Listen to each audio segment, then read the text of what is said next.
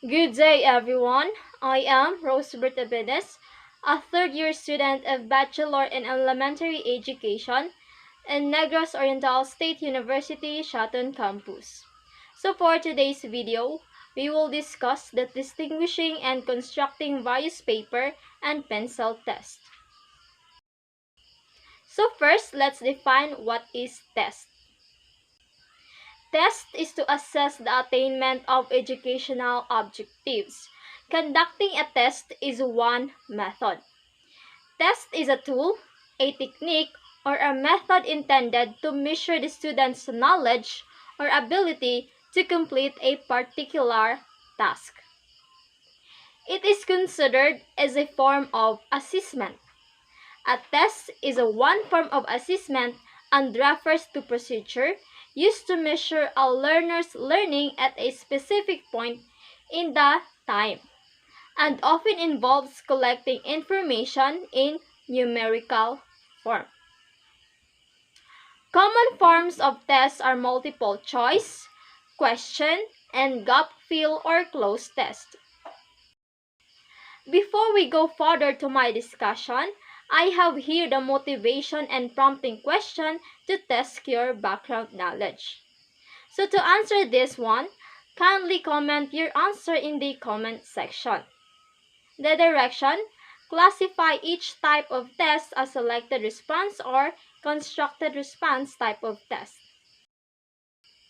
Since we all know what is the test, here are the important steps in planning a test. First, identifying test objectives. An objective test must cover various levels of Bloom's taxonomy. It is used when highly structured tasks are needed to limit the type of response the examinees can make and to obtain correct answer from learners by demonstrating the specific knowledge or skill called for in the item. The purpose is to ensure greater fidelity to what is being tested.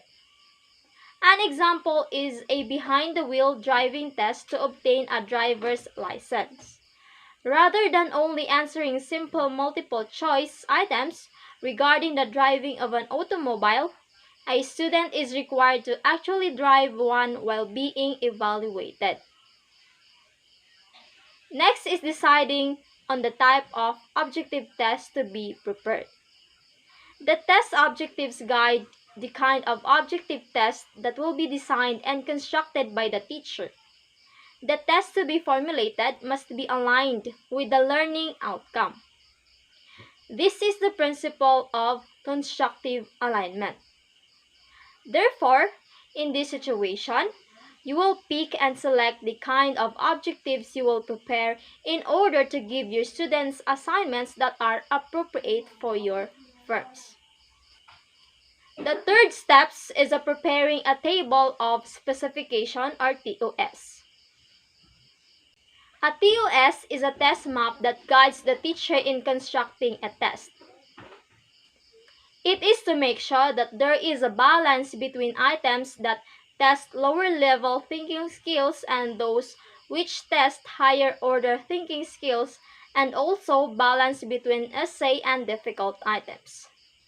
A table of specifications allows the teacher to construct a test which focuses on the key areas and weights those different areas based on their importance.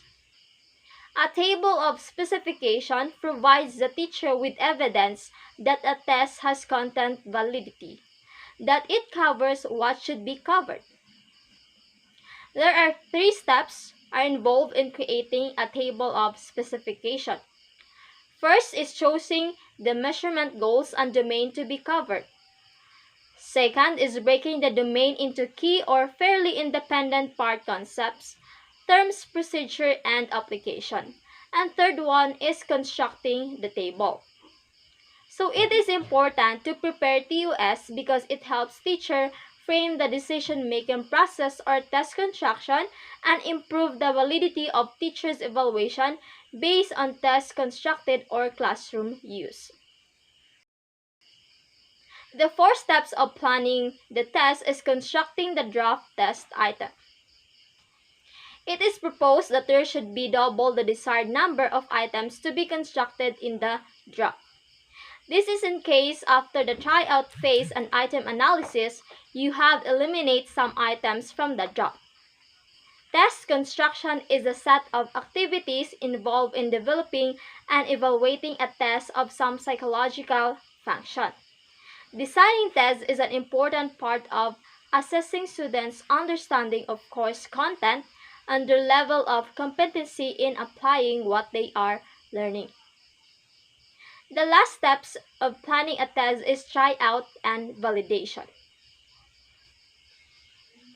The test draft is tried out to a group of pupils or students. It is to determine the item characteristics through item analysis, item validity, reliability, and practicality. Most often, however, the tryout phase is not done due to lack of time. A set of test questions is first administered to a small group of people deemed to be representative of the population for which the final test is intended. The trial run is planned to provide a check on instruction for administering and taking the test and for intended time allowances, and it can also reveal ambiguities in the test content. After adjustment, surviving items are administered to a larger, ostensibly representative group. The resulting data permit computation of a difficulty index for each item, often taken as a percentage of the subject who responded correctly, and of an item test or item subtest discrimination index, for example, a coefficient of correlation specifying the relationship of each item with total test score or subtest score.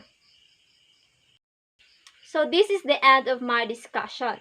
I hope that you have gained enough knowledge or information about distinguishing or constructing a paper pencil test.